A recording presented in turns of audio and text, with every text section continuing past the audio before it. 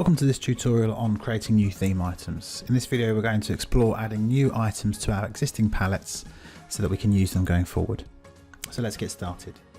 If we consider we have an item that we think will be useful in the future, maybe something that we've already configured such as a new area or a button, we can create a template, or what we call a layout template, that can be used repeatedly without the need to configure the item each time. Let's consider a field collection that we've configured to take up all the available space on a particular tile. Let's create a field collection that we configure to automatically take up the available space on the screen, and then we'll convert this into a layout template. We don't want to have to configure this each time. It's something that we might find useful in the future. So what I'm going to do is I'm going to find it in the repository, right click on it and choose copy as template. Now we're presented with the options for this template, so let's give it a meaningful name.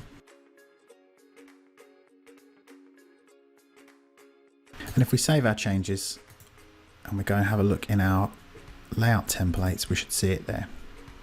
So now we have an auto size field collection that we can drag onto our dashboards, and it will automatically fill the space available in the screen.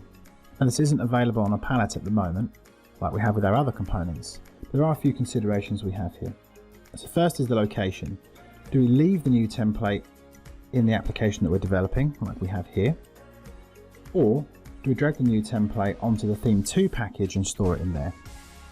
If we store it in the application, then it will always be moved with the application. If we store it in the package, then we could potentially make it available to other applications on different servers if we export that package. We won't cover packages in this. There are some tutorials on packages inside the help, so please have a look at those. The second consideration then is making it accessible to users. So at the moment we can drag it directly from our layout templates, but we may want to drag it onto an existing palette so it's there when we need it, or we may want to create a new palette so that we can use it with other components that we create as we go. In this particular example, I'm going to drag this onto our package Theme 2, and then from there I will then add it into our palette.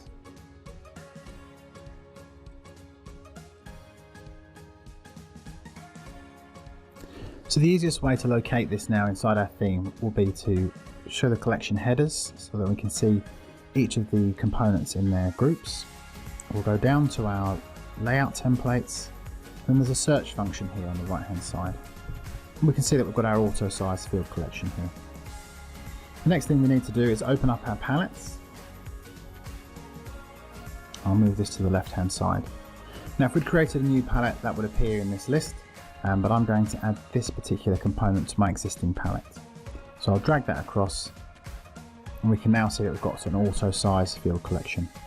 Don't forget to give it a useful description so people know what it's for, and you can update the icons as well to differentiate it. So I hope you found that useful, and I'll see you in the next video.